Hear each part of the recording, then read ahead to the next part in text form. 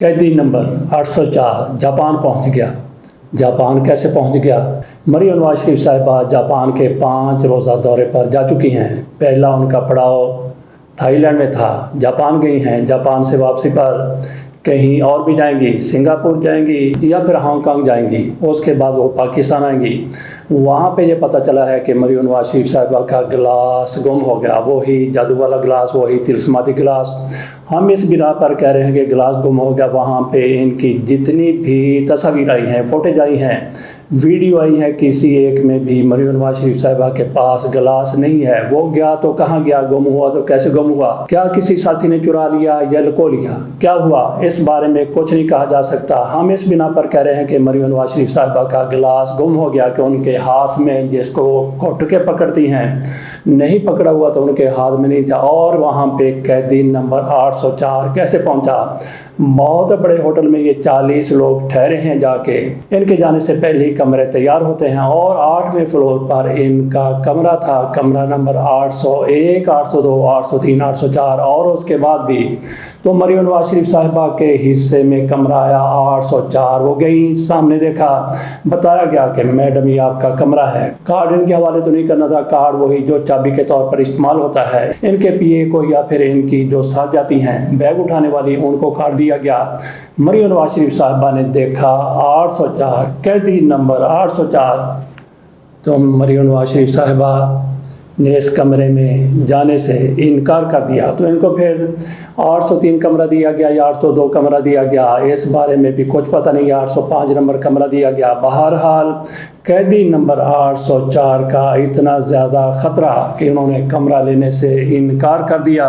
Ducky भाई की बात कर लेते हैं। डक्की भाई थे जेदा नाई। इनके साथ ऐसे ही हो गई जैसे नाई के साथ होती है, जैसे जेदों के साथ होती है, जेदे नाई के साथ होती है।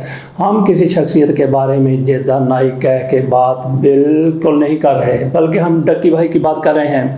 डक्की भाई को पुलिस ने डक दिया। कैसे डक दिया, उसने क्या किया है? तो क्या उसके जुर्म की वजह से उनको डका गया है, उनको कैद किया गया है, उनको गिरफ्तार किया गया है, 2 रोज़ का उनका रिमांड दिया गया है, या फिर उनके जुर्म से पर्दापोशी के लिए ये सारा कुछ किया गया है? क्योंकि उन पर जो FIR दर्ज की गई है वो बिल्कुल बेअसर किस्म की FIR है, जिसमें कहा गया कि जुए को फ़रोग़ दे रहे थे, उस एप्लीकेशन को ये प्रमोट कर रहे थे। तो इन पर तो इससे संगीन इल्ज़ामात भी शायद हैं। ये एक मरतबा मोटरवे पुलिस के साथ भी लड़ पड़े थे। इस तरह से इनकी वाइफ भी इनके साथ थी, तब भी इनकी तरफ से पुलिस वालों के साथ कोई बदतमीजी की गई थी या झगड़ा किया गया था। अब इनको FIA की तरफ से पकड़ा गया है। कहा गया कि ये जुए को प्रमोट करते थे। तो इस हवाले से एक और भाई साहब की भी वीडियो आई है। पहले हम ये बता दें कि डक्की भाई के बारे में हम बिल्कुल भी नहीं जानते थे। आज ही इनका नाम सुना था, सोशल मीडिया पर देखा कि डक्की भाई पकड़ा गया। बड़े लोग परेशान थे, इन पर वीडियो पे वीडियो हो रही थी। हमने फिर सोचा कि ज़रा देखो तो सही कि डक्की भाई क्या। पता चला कि डक्की भाई और जेदा नाई एक ही चीज़ है। इनको पकड़ा गया है कि जुए को प्रमोट कर रहे थे, जुए की एप्लीकेशन को प्रमोट कर रहे थे। तो जुआ खेलना, जुए की एप्लीकेशन को प्रमोट करना कितना बड़ा जुर्म है कि इस पर सज़ाए मौत होती है या फिर 14 साल कैद होती है। 2-4 दिन के बाद डक्की भाई बाहर आ जाएंगे। तो इसके अलावा भी बहुत कुछ इसके नाम पर आता है। क्या उस सब को छुपाने के लिए छोटी सी मामूली सी FIR इन पर दर्ज करवा दी गई है? इसका बाद में पता चल जाएगा। 2-4 रोज़ के बाद यही डक्की भाई जिस तरह से जेदे नाई के साथ चौधरी कर देते हैं, इसी तरह से डक्की भाई के साथ पुलिस ने कर दिया है। और पुलिस को या FIA को कौन कंट्रोल करता है? तो क्या डक्की भाई इतने ज़्यादा पावरफुल हो गए थे, इतने मजबूत हो गए थे कि इनकी आंखों में आंखें डालकर भी ये बात करने लगे? अगर ये इतने ही पावरफुल हो गए थे तो फिर इनको 9 मई के केसों में घसीटना चाहिए था, फंसाना चाहिए था, ताकि 10 साल तो ये अंदर रहते। लेकिन इन पर छोटा सा मामूली सा वही जुए को प्रमोट करने का या एप्लीकेशन का वो मामला डाल दिया गया है। बाकी भी कई प्रमोशन होती है। एक भाई साहब बता रहे थे इन जैसे ही, वो कहते कि मुझे इंस्टाग्राम पर 2-3 मरतबा ऑफ़र आई है कि हमारी इस एप्लीकेशन को प्रमोट कर दो। 3 मिनट की एप्लीकेशन है, उसको प्रमोट करना है और 3 करोड़ उसने कहा कि मुझे दिए जा रहे थे। इनको कितनी मरतबा 3 करोड़ 3 करोड़ 3 करोड़ 3 करोड़ मिले? اس بارے میں بھی FIA والوں کو پتہ ہوگا، جو ان کو چھوڑنے کے لیے ان پر یہ مقدمہ درج کروا رہی ہے۔ سہیل وڑائی صاحب کے بارے میں تھوڑی سی بات کر لیتے ہیں۔ یہ عموماً ان کے بارے میں کہا جاتا ہے کہ یہ بندوق بردوش رہے ہیں، جیسا کہا جاتا ہے کہ کفن بردوش، اپنے کندھے پر کفن رکھ کے جہاد کرنے والے، کسی کے خلاف بھی ڈٹ جانے والے، لڑ جانے والے، مر جانے والے۔ تو سہیل وڑائی صاحب کے بھی بارے میں یہی کہا جاتا ہے کہ یہ بھی کفن بردوش رہے ہیں، اور کفن کے اندر اللہ بہتر جانتا ہے کہ وردی ہوا کرتی تھی یا پھر بوٹ ہوا کرتے تھے، کیونکہ جنرل باجوہ کے حوالے سے بھی یہ کہتے تھے کہ یہ نجات دہندہ ہیں اور یہ پاکستان کو 6 سال میں کہاں سے کہاں پہنچا دیں گے، ترقی کی منزلیں طے کروا دیں گے۔ اور پھر ان کی طرف سے یہ بھی کہا گیا کہ جنرل باجوہ کے جانشین ہو سکتے ہیں فیض حمید صاحب، اور فیض حمید صاحب کے بارے میں کہا گیا کہ 3 سال تو ان کے اپنے، اور 3 سال مزید 6 سال میں یہ جنرل باجوہ کے خوابوں کی تعبیر کو پورا کر دکھائیں گے، پاکستان کو ترقی کی منزلوں پر پہنچا دیں گے، پاکستان کو ترقی کے عروج پر پہنچا دیں گے۔ یہ ان کے بارے میں کہا جاتا تھا۔ ان کی طرف سے، اب ان کی طرف سے فیلڈ مارشل صاحب کے حوالے سے یہی سارا کچھ کہا گیا ہے۔ جنرل باجوہ کو 12-13 سال دے رہے تھے، فیض حمید کو بھی اتنے ہی سال دے رہے، دونوں کو ملا کے 10-12 سال دے رہے تھے۔ تو ان کے بارے میں بھی ان کی طرف سے یہی کہا گیا ہے کہ 10 سال، 5 سے 10 سال ان کو چاہیے، دیکھیں پھر پاکستان کس طرح سے ترقی کر جاتا ہے۔ اس حوالے سے ان کی طرف سے 3 کالم لکھے گئے ہیں، 2 پر تو اب تک کئی ویلاگرز کی طرف سے بات ہو گئی ہے، لیکن تیسرا کالم ابھی ان کی نظر سے نہیں گزرا، وہ ہم نے ابھی تھوڑی دیر پہلے پڑھا ہے۔ پہلے کالم میں جس طرح سے انہوں نے فیلڈ مارشل صاحب کو کہا جاتا ہے کہ برسلز میں یہ بھی گئے تھے، وہاں پہ پاکستانیوں سے انہوں نے خطاب کیا تھا۔ اس خطاب کے دوران انہوں نے کہا تھا کہ جو سجدہ کر گیا وہ تو فرشتہ بن گیا، جس نے سجدے سے انکار کیا وہ شیطان بن گیا۔ اس حوالے سے کہا یہ جاتا ہے کہ وہ اپنے سیاسی مخالفین کو کہہ رہے ہیں کہ وہ معافی مانگ لیں۔ یہ عمومی تجزیہ جو لوگ کر رہے ہیں اس بارے میں میں آپ کے سامنے رکھ رہا ہوں۔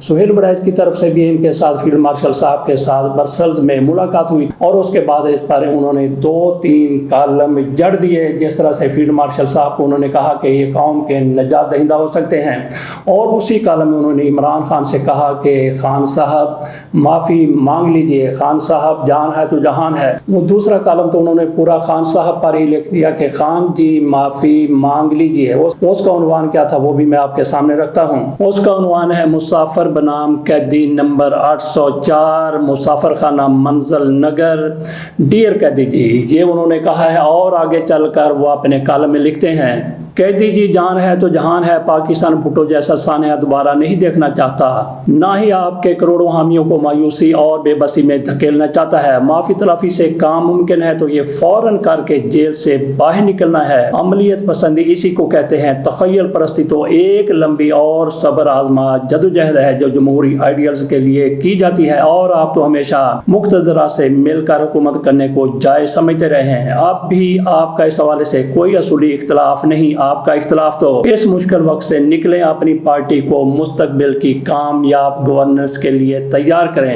آگے چل کر لکھتے ہیں، ڈیئر قیدی، کوئی معجزہ یا حادثہ ہو جائے تو اور بات ہے، وگرنہ آپ کی موجودہ حکمت عملی اور یوٹیوبرز کی لیڈرشپ میں کوئی بڑا سیاسی فیصلہ ممکن نہیں۔ حقیقت تو یہ ہے کہ اب تحریک انصاف کی چیئرمین آپ نہیں بلکہ وہ یوٹیوبرز ہیں جو آپ کی پارٹی سے، آپ کے نام پر جذبات سے کھیلتے ہیں۔ نہ کوئی لیڈر ان کی سکوٹنی سے باہر ہے، نہ مقتدرہ، نہ حکومت، نہ میڈیا، اور نہ ہی آپ کا خاندان۔ آپ عملی طور پر اپنے ہی چاہنے والوں کے یرغمالی اور روبوٹ بن چکے ہیں۔ آخر میں انہوں نے لکھا ہے سہیل وڑائی صاحب نے کہ ڈیئر قیدی جان، بظاہر آپ کے حمایتی نظر آنے والے دراصل اس وقت تارا مسیح کا کردار ادا کر رہے ہیں، اور آپ آنکھیں کھولیں، دو دشمن کی پہچان کریں، اور آپ کی رہائی کے راستے میں جو بھی فر یا شر حائل ہے وہ آپ کی دشمن ہے، اور ہر وہ شخص یا فرد جو آپ کو رہائی دلانا چاہتا ہے وہ آپ کا مخلص دوست ہے۔ تاریخ آپ کے دروازے پر دستک دے رہی ہے، فیصلہ آپ نے کرنا ہے۔ سہیل وڑائی کہتے ہیں کہ وہ بھی عمران خان کے دشمن ہیں، اور جو چاہتے ہیں کہ عمران خان ڈیل کر لیں، عمران خان کمپرومائز کر لیں، عمران خان جھک جائیں، عمران خان بک جائیں، تو وہ آپ کے دوست ہیں۔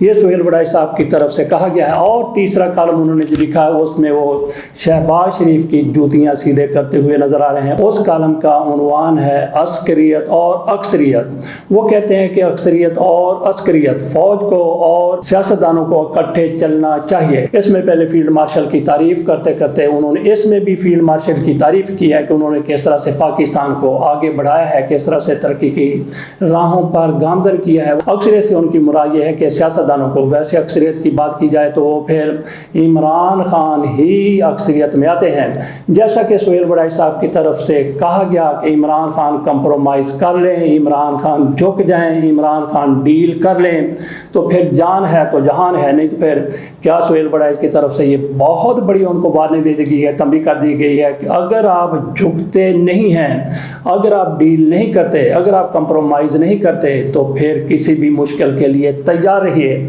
کیا ان کی طرف سے یہ سارا کوئی فیلڈ مارشل صاحب سے ملاقات کرنے کے بعد بتایا گیا ہے؟ تو انہوں نے اس ملاقات سے اخذ کیا کیا ہے؟ ناظرین، اس حوالے سے مزید ہم بات نہیں کرتے اور نہ ہی کرنی چاہیے۔ تو باقی سہیل وڑائی صاحب نے جس طرح سے عمران خان سے کہا کہ خان جی، خان صاحب تو آپ کمپرومائز کر لیے، اس کا عمران خان کی طرف سے جواب دے دیا گیا ہے۔ جواب کب دیا گیا ہے؟ ابھی دیا گیا ہے یا کل دیا گیا ہے؟ نہیں، بالکل نہیں۔ 2 مہینے پہلے کے عمران خان کے ٹویٹ دیکھ لیجئے جس میں عمران خان کی طرف سے کہا گیا ہے، انہوں نے فیلڈ مارشل صاحب کے حوالے سے کہا کہ آج پاکستان میں مارشل لا نہیں بلکہ عاصم منیر لا لگا ہوا ہے، اور انہوں نے ساتھ یہ بھی کہا کہ میں پوری زندگی جیل میں گزارنے کے لیے تیار ہوں لیکن میں کمپرومائز نہیں کروں گا، نہیں کروں گا، نہیں کروں گا۔